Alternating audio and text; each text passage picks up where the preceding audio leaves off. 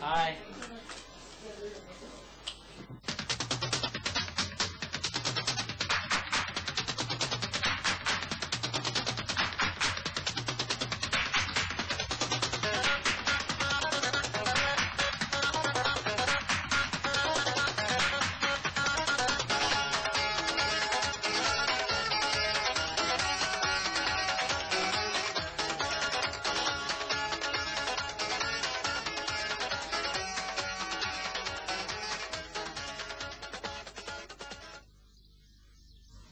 Youth is a distinct and important period in the life of an individual. It is the end of one's childhood and adolescence, marking an entry into adulthood. It is therefore a passage from one stage of development to another. For most youth, another corresponding transition takes place at this time. The transition from school to college, and for some, from home to hostel. From a highly protective and secure atmosphere at home and in school, one suddenly finds a whole new world of freedom. The organized and regimented lifestyle of school gives way to a life where one can sleep and wake up as and when one desires. Familiarity at school is replaced by anonymity in college. A major transition takes place in the life of a student when he leaves school and enters college. In school, he lives under the boundaries of the school and there are parents, teachers and elders to guide him. While in a college, he actually faces the world. His talents are brought to the forefront and there are new opportunities given to him. In school, most of the teachers know him personally and even the principal may be knowing him. While in college, his one or two professors may be knowing him and the dean may or may not be knowing him. His friend circle is suddenly enlarged in college, while in a school it is limited to a small amount. Childhood was easy. Most of the problems were met and solved by parents and teachers. But it isn't the same anymore. The overprotected child is now expected to cope with his own problems and find his own solutions. Adjusting to this sudden newfound image of an adult causes its own stresses. I feel isolated and homesick. Although it seems a bit strange that being surrounded by so many people around you, but when you are alone in a place, in a hostel, in a college, away from home, you're forced to take your own decisions, and these are the times when you feel that somebody else was there, a guiding hand or somebody elder, somebody to tell you what's right or wrong. And I think it's at this instant or that time I feel that my mother, my sister, somebody else was there to guide me, to help me. And I do feel homesick, definitely. There is dependence, uncertainty, and incapacity to make independent decisions. But that is not all. There are worries and anxieties of a different kind. The adult is left alone to fend for himself. I got so many problems here. In my house, my fathers and mothers, they are helping me in some extent. But I am depriving up from these helps. So that I am managing myself. I am cooking my food, washing my clothes. And I have to go from home to bus stand by foot, and after that I have to go to college. I am making some tuition here, making money. As is always the case, for girls there is a different and more difficult story. Life expects and demands much more from them. Will you please tell us, Mirza, as to what type of work you are required to do at home? To wash clothes, to help my mother in cooking food, to look after my brothers and to teach them. However, not everybody goes through the same mill. For some, washing clothes and working might not be the case. Life may not mean chasing buses and crowded rush hours.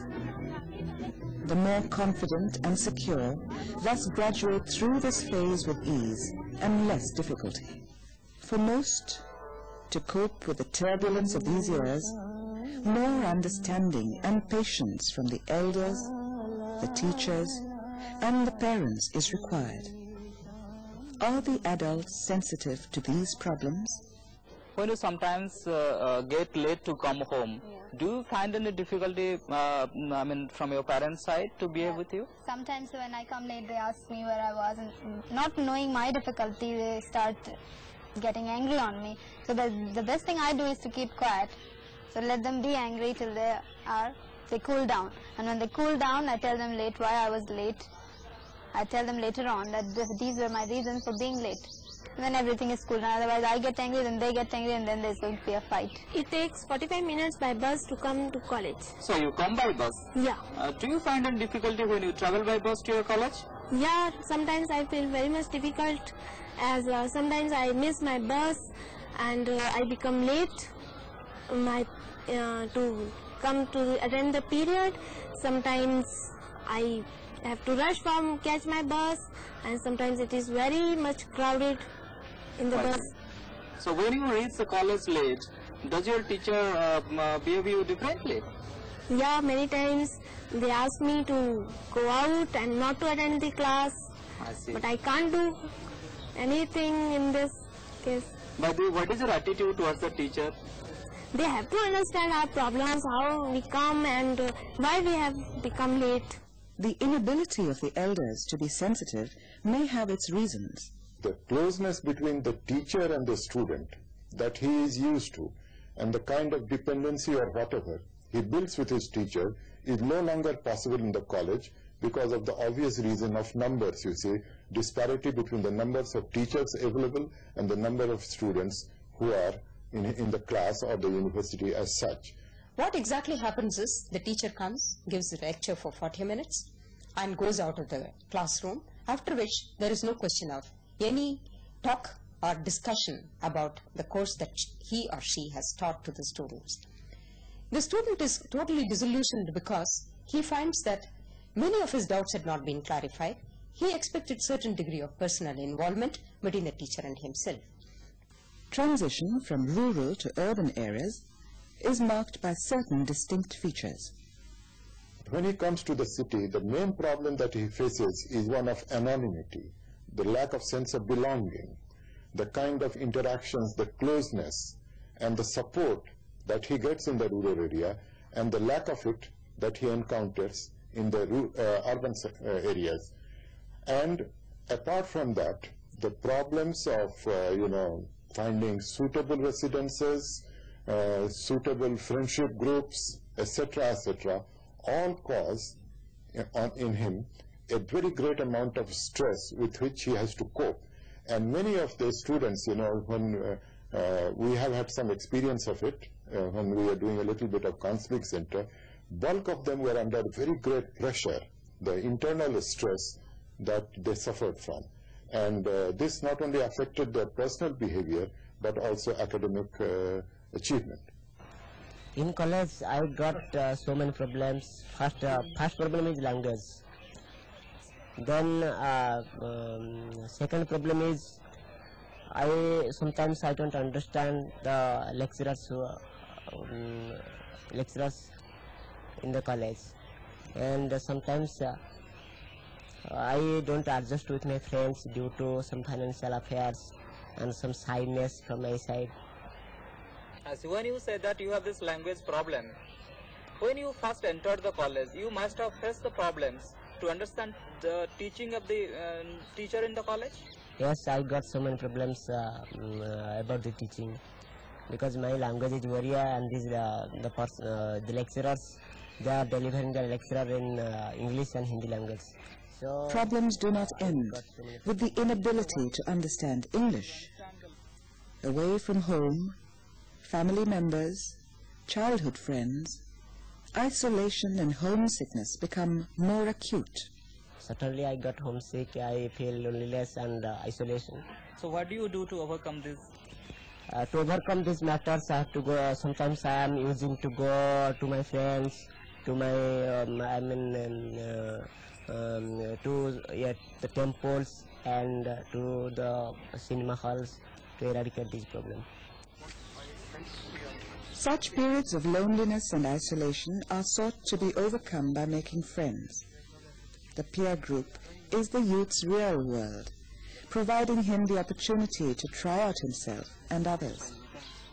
It is with friends that he continues to formulate and revise his concept of self. He thus slowly discovers himself. I did feel anonymous and lonely when I first joined college. Delhi was a new place to me. I come from a different place, and people around here were totally different. The lifestyle was different, and I really felt lost. But gradually, I found my solace in the library. I went there, started reading books. There I made some friends.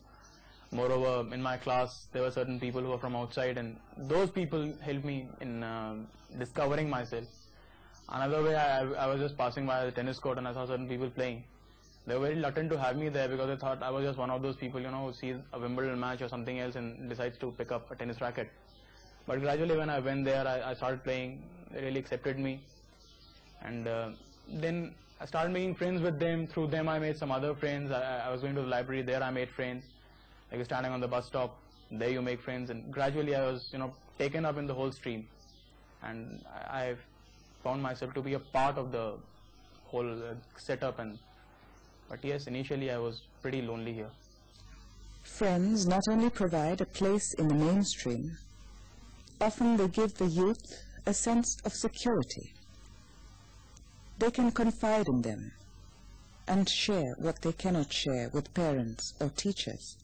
हाँ, अर्जुन को एक अच्छा मित्र मिले, उन्हें एक अच्छा दिशा दर्शक मिले, उन्होंने एक अच्छा मार्ग दिखाया, जिन्होंने उनको मोरली अप किया. लेकिन ये अगर किसी को अच्छा दोस्त ना मिले तो हो सकता है कहीं बुरे रास्तों में निकल जाए. आजकल तो रास्ते आप जानती हैं, अफीम, चरस, गांजा, ब्राउन शुगर, दुनिया भर की चीजें हैं. अगर मुझे भी अच्छे दोस्त ना मिले होते तो शायद मैं भी कहीं और पहुंच चुका होता. लेकिन मुझे अच्छे दोस्त मिले जो सिर्फ व्यू देते हैं, अपने आके लिख जाते हैं कुछ अच्छी बातें, कुछ बुरी बातें. अच्छी बातों को हम ग्रहण कर लेते हैं, बुरी बातों को हम छोड़ देते हैं. Disillusionment and discontent arise when social groupings of their peers fail to take into account their problems. It is sad to see that the union members, they are busy in making their own political career. They are busy in solving their own problems. They are busy in making the money from these posts. They forget the problems of the students and the promises made to the students. Seeing all these, the general students, they are diverting their mind or interest from the college elections. Conformity to group standards and the influence of peers gradually starts waning, giving way to a craving for identity. However, not all can articulate this feeling as clearly. वो आते हैं मेरी दीवार पे, न जाने क्या क्या अपने मन की लिख जाते हैं. मैं उनकी धारणाओं को कभी करता हूँ और तभी वो यहाँ लिखते हैं. मैं पढ़ता हूँ, समझता हूँ, सोचता हूँ. लेकिन आज तक मैं ये नहीं समझ पाया कि इन सब धारणाओं के बीच में उलझा हुआ मैं कौन हूँ मैं. The identity the youth seeks to clarify is who he is, what his role in society is to be. Is he a child or is he an adult? Overall, will he be a success or a failure? In search of these answers, he is often confused and ambiguous. I do sometimes feel that the life we are leading has no meaning. What are we living for? What is the aim, the goal of our life? Is it just to study, earn money, lead a family life, feed our children, and after a few more years die in a grave? What are we deriving from the life that we are leading? It is simply just for the sake of living that we are living. The process of forming an identity and overcoming the crisis can be easier if the individual has his parents, teachers, and elders to look up to. Their qualities can be emulated and imbibed. But are there any clear role models available to him?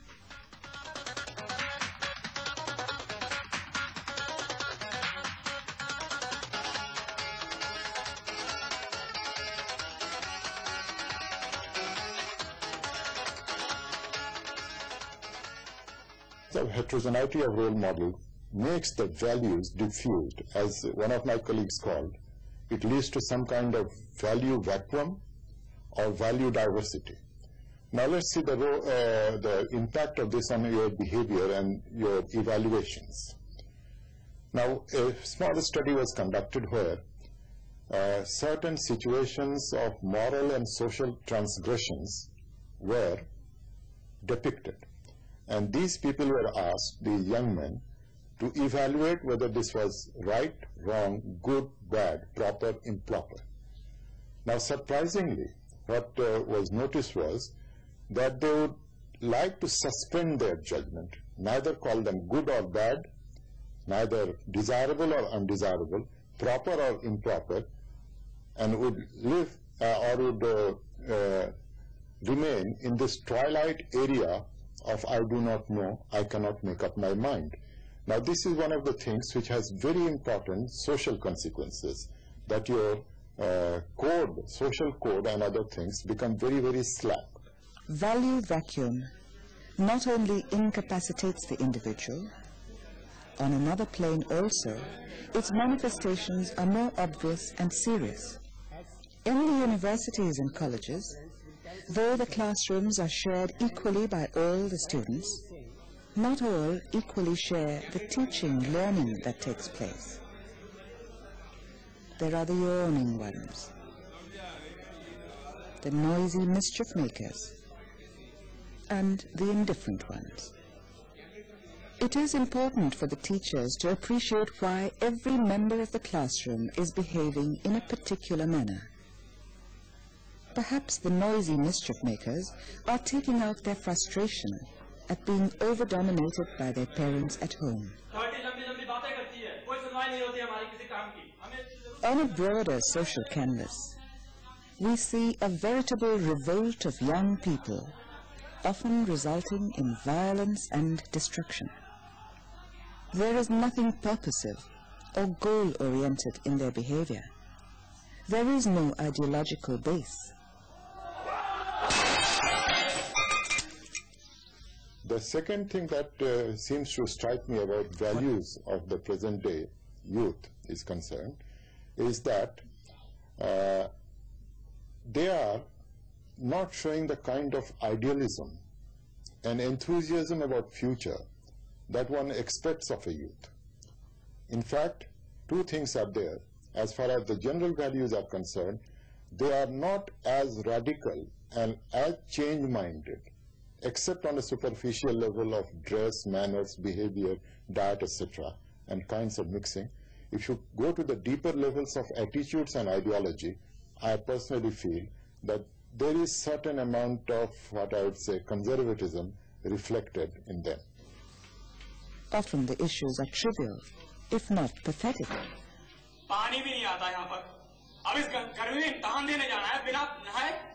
The issues might be irrelevant or trivial, but they are the result of frustrations resulting from real problems which might not be easy to articulate. Thus there is cynicism, frustration, and lack of ideological commitment among youth today. And without this commitment, youth suffers a confusion of values, which can be specifically dangerous to some, but is surely dangerous to the fabric of society. As far as outlook to future is concerned, one expects from the youth a kind of an optimism, a kind of an eagerness to look to the future. On the other hand, there is certain amount of cynicism and diffidence. Of course, there are economic and social factors responsible for it, but this is very clearly reflected. And I personally consider this to be serious, because with this kind of attitude, the kind of a role that one expects of the youth to play as an agent of change becomes a little difficult. It is true that they are cynics to an extent. They are not change agents, not because they cannot be, but they have not been trained to do so in the school. The student in a college is merely an extension of what he was in the school. Suddenly to expect a drastic change in him to do all those which a change agent would do is asking for too much. Secondly, They are fired with a great deal of enthusiasm and idealism when they come into the college setting. But this enthusiasm and idealism becomes totally defunct when he finds the entire atmosphere of the college is not attuned to this idealism or this enthusiasm. It does not give him scope to put into the practice all his idealism. But on the contrary, they make him feel that this idealism is of no use. Taking recourse to platitudes is easy and frequently resorted to. But is it enough? Today, the fast-changing society has taken away from the youth their traditional value system, but it has also failed to provide them with alternatives. The system of education, which is supposed to inculcate values and stability, has more often than not left them wondering about its very purpose. My college education is without any clear purpose. I am here doing my graduation not because I really intended to do it, but for the fact that I tried for engineering and couldn't get through in it. And I think most of the people who are doing the graduation, they don't have really any, they're not very clear about why they're doing it. It's just the fact that most of them, since the time we were born, we were taught that either you become an engineer or a doctor or an IAS, and it's only then that you're successful. And most of us are going for that aim, irrespective of the fact that whether they are really capable of doing it or whether they really want to do it. Now, I see that in my class, most of the people are doing the graduation without any purpose. They know they won't get through an IAS and they're going for graduation because they see that there's nothing else that they can do. Not that they can go for, they're not really sure. There are hardly few people who are into this academic field because they want to pursue a career, they want to go for higher education, and that's why they are doing it. And moreover, I think this basic system of our education is quite irrelevant, because in our college we see that we prepare just 10 questions for our final exams and then we pass the exams, getting a first division, 65%, 70%. So I think it's totally irrelevant, this education system. And I think there's no clear purpose of our education, just the fact that we don't have anything else to do, and so we're studying in these colleges. हमारी शिक्षा प्रणाली में सिर्फ आज page पढ़ने का हिसाब है, जिसने जितने अधिक पेज पढ़ लिए उसको उतनी बड़ी डिग्री मिल गई, उतना बड़ा ज्ञानी हो गया। लेकिन ये कहीं यह शिक्षा नहीं देता कि हम अच्छे इंसान बने, देश की सेवा करें, दूसरों का ध्यान रखें। हमारी शिक्षा नीति आजकल सिर्फ एक पैसा कमाने का जरिया हो गई है। अध्यापक आता है, पढ़ाता है, ना पढ़ाए, आए 2 लाइन लिखे चला जाए, उसको तनख्वाह मिलनी है तो सिर्फ पैसा कमा रहा है। हमें आज एक अच्छी दिशा दर्शक, एक अच्छी नीति की जरूरत है जो हमें न सिर्फ किताबी कीड़ा बनाए बल्कि कुछ ज्ञान दे। The teachers and the elders who could have helped them resolve their contradictions have failed to hold their hands firmly in moments of crisis. I personally feel that an ideal teacher and a good teacher today is not only a good teacher in the class, but a person who has openness, who has sympathy, who is accessible to the students. Of course, the ultimate solution lies with creating better conditions on the campuses, improving the teacher-taught ratio, and so on and so forth. And lastly, I strongly feel that some kind of induction and counseling service is the duty of the university.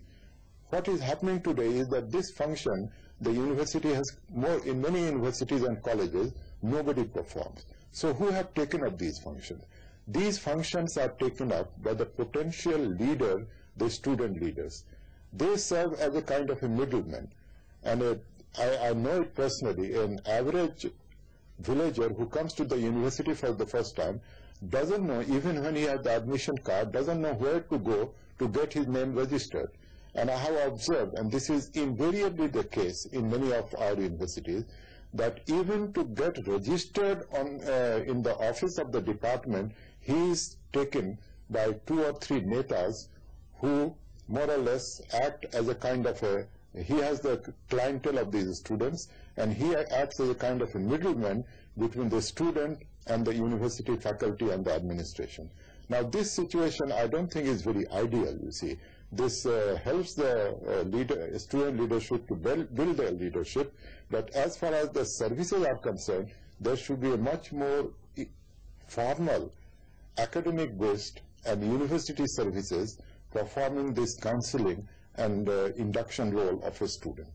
Another important aspect about the counseling center is most of the college principals do not have this understanding that there is a need to have a counseling center. They feel that they themselves can be counselors, and there is a need to have a counselor or a counseling center in a college. This is a very big mistake on their part to think on these lines. In fact, presently, the National Institute of Educational Planning and Administration is conducting a course for the principals, mainly to acquaint them with the need for counseling centers in the colleges and how these counseling centers should function and what should the role of these counselors be in terms of admissions, in terms of recruitment, in terms of orientation to be taken up in the college for the students, and various other kinds of problems that the students face. Youth is a phase of life characterized by fantasies, dreams, hopes and aspirations. It is a period of great sensitivity and also a period of enthusiasm to live life fully. One point is life is not for existence.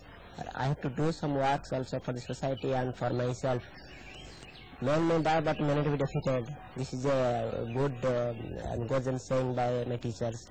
So that I am existing here to do something and to build a good career and to get a good job, fulfill my parents' attitudes of what they are hoping from for me. Well, one is a firm believer of the fact that unless or until one dreams, one can't really achieve. One has to dream of what one wants. I mean, there's so many things in life that one can have. Say, for example, a career. One can become a politician and be successful. Other, you can become a musician or a painter or anything. So one has to really dream of what has to become. Say, if you want to become an engineer, you've got to dream of being one. And it's only after you've dreamed of what you want that you can really go for your aim. I mean, not just idle sitting and thinking and dreaming. You've got to really work for it. But it's only after dreaming. But today, our youth has been left directionless, struggling to find its moorings. Is today's youth sloppy, unreliable, and destructive? Perhaps the question we ought to ask ourselves is, do we understand our youth as we really should?